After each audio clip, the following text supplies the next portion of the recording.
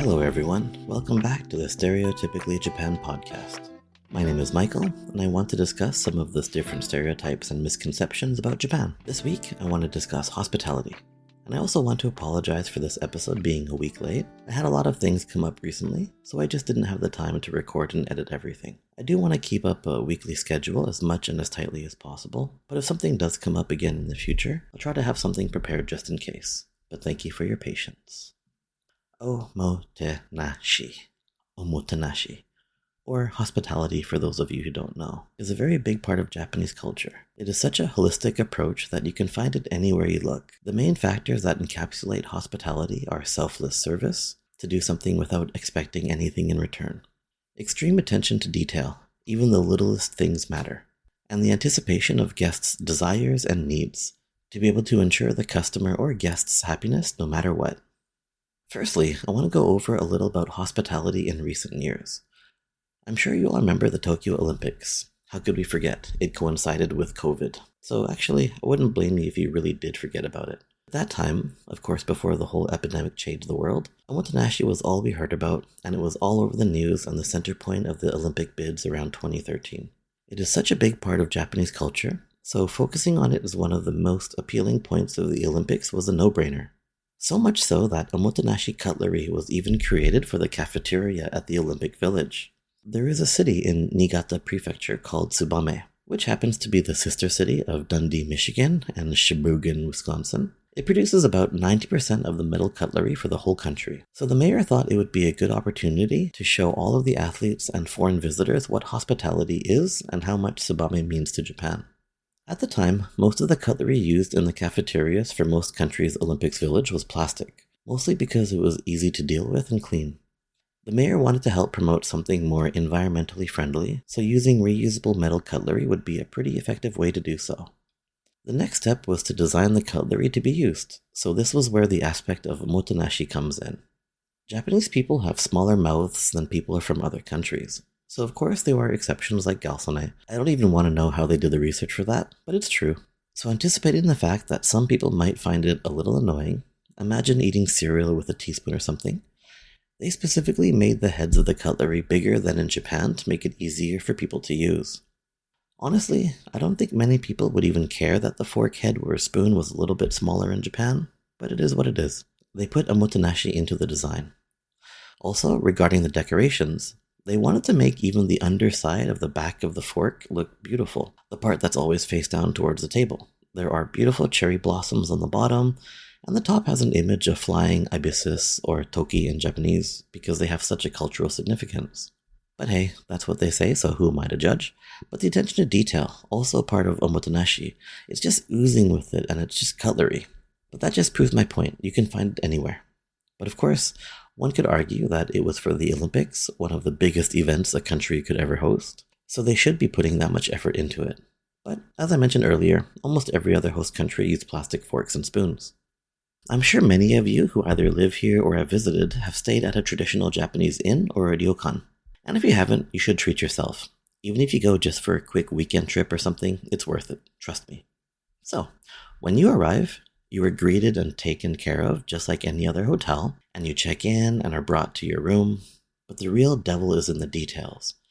The experience itself is carefully designed to help you feel Japanese culture and o-mo-te-na-shi. The smell of the tatami and the wood and bamboo, the feeling of walking through the hotel without your shoes on, but with slippers, making you appreciate the cleanliness of everything around you. Every person you walk by will give you a bow to show you respect because you are the guest and customer. And customer is kami-sama, or god in Japan. The room has some snacks. They're all local snacks from whatever city or area you are in, so you can just get a taste of the culture, and the coffee or tea specifically chosen as well to help you make the experience as authentic as possible. In your room, you'll probably notice there is a small area, probably with a scroll on the wall and some flowers. The scroll is there for you. It's either wishing you good health or happiness or safety, something like that. The flowers are specifically chosen to match the feeling and mood they want you to feel, if it's peace, harmony, zen, whatever it may be. The view from your room is very specifically catered to that room too. Everything you see and where it all is, it's all there for a particular reason. You'll probably even have a TV in your room and wonder why the hell this TV is there. It doesn't seem to match the decor or aesthetic, But again, they are anticipating your needs, and in modern society, people want a TV. So there you go. So now, you've changed into your yukata, and you go for a stroll around the area, soak up the atmosphere and everything, and when you get back to your room, you've noticed that it's rearranged. There's a table on the floor, some seats around it. You sit down, and you realize it's dinner time, and you are in for a treat. I'm not going into the details about what you'll eat because I don't want to make myself hungry, but it will be an amazing assortment of locally sourced ingredients, fresh fish, some real wagyu on a hot rock, and just some of the best kaiseki meal you'll have ever eaten. Now, once you've eaten, you head down to the onsen or hot spring and enjoy the therapeutic healing from some natural minerals, and your skin is starting to feel nice and silky smooth. Maybe head to the bar afterwards, enjoy some sake or nihonshu, or just a nice cold beer. Nothing beats that after a nice long soak. Then you head back to your room, and again, it's been rearranged, and you find a Japanese-style bed, known as futons, laid out on top of the tatami mats. You're all ready to hit the sack, and believe me, nothing feels better after such a nice day. And you will be out cold before you know it, and ready for another day. There's just so much care and attention paid, but not too much to the point where you feel uncomfortable. And that is one of the most impressive points. It's all done from behind the scenes, to be as unobtrusive as possible. But when you feel like you do need something, the staff or people are right there to help you out with anything you might need. One very important aspect that needs to be recognized is that everything is done without the expectation or hope for anything in return. That is vastly different from how things are in the West. So of course I'm talking about tipping culture. It is not a thing here. So if you think you're doing someone a favor by tipping, just leave that back home because no one wants that here. Recently, I've seen a few posts online about some places, I think it was in Osaka, that actually have a little tip box by the register. Funnily enough, the only language written on it was English, so they are specifically targeting foreign tourists. What I like about Japan is that people were very quick to put them on blast. People telling foreigners to not fall for it and be careful, local people calling them out or just flat out refusing to go to the shop, and as of now, it seems like most of those places have removed those little tip containers. If you visit here and you see something like that, don't do it. It doesn't matter if you think the service was good or whatever, just keep your money. Also, this is an important message for my Japanese listeners. When you go overseas, don't feel pressured into tipping. I heard a story the other day. Someone was telling me about their trip to Italy with their family, and on the first day, they hadn't made a reservation at a restaurant or anything, so they just checked Google and found a place that seemed pretty good. They ordered pizza and pasta, as one does in Italy, but the service was bad and the food was terrible. After the meal, he went to pay, and the staff directly asked him for a tip. He was so shocked and didn't know how to respond. Plus, he was tired and just wanted to leave, so he actually gave a tip, and a pretty generous one at that. I want you all to know that if something like that happens, do not tip. It is a way of getting your message and point across, and if they have a problem with that, talk to the manager and tell them how bad the service was or why you didn't give a tip, and you should never feel pressured to give one. Tipping is not an excuse to not pay the staff well, especially when it comes to customer service industry. Don't let them guilt trip you into doing it. There are places where tipping is a part of culture. Just don't feel pressured into doing it when you feel like it's not deserved. Another thing to be careful about is when you pay by credit. Some places will hide the no tip button under a sticker or something, and they'll give you recommended tipping options of like 40%, 50%, 60%, or even more. Do not use those as well. If you can't find a button to put your own tip amount, or if it's forcing you to tip something that you aren't comfortable with, tell the staff, and don't worry about seeming rude or something like that. They know what they're doing is wrong, and you wouldn't be the only ones who would complain. And in fact, you would be the only ones who didn't complain. Back to what I was saying, if you come to Japan and you try to tip someone, you are causing more trouble than you realize. They will actually run out of a restaurant and try to track you down and give you the money back. It's actually quite a hassle for them, and you aren't doing them any favors or anything like that. If you want to show appreciation, then just tell them how much you appreciated it. They will be happy, trust me. It might be difficult to understand, but many people here take pride in their work and just want to do a good job.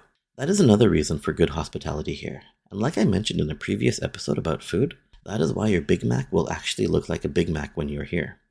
Now, all of that isn't to say that hospitality is only good and sunshine and daisies. It can be a little annoying sometimes too.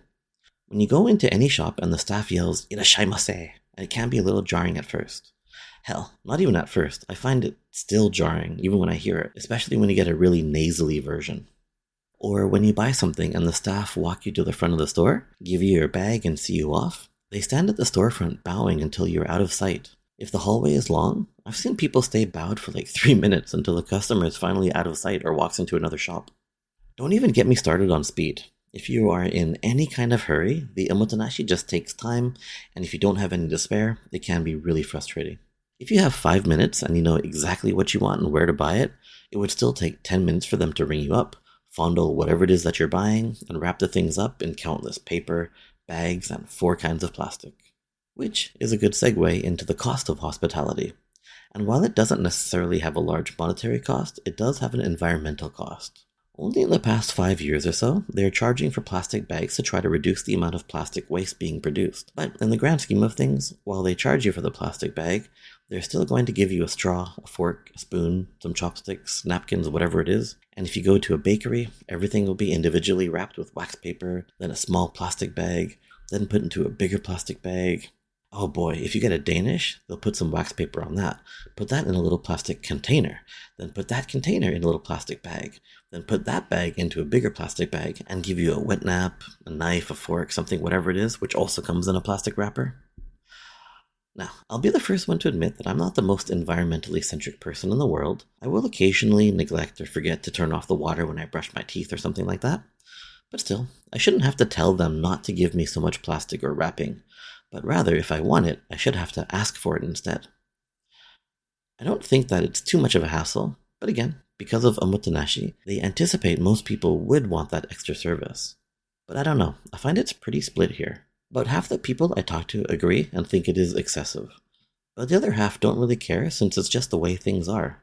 People don't really litter here all that much, and people tend to use the excess plastic bags as the garbage bags since garbage bins are not so common.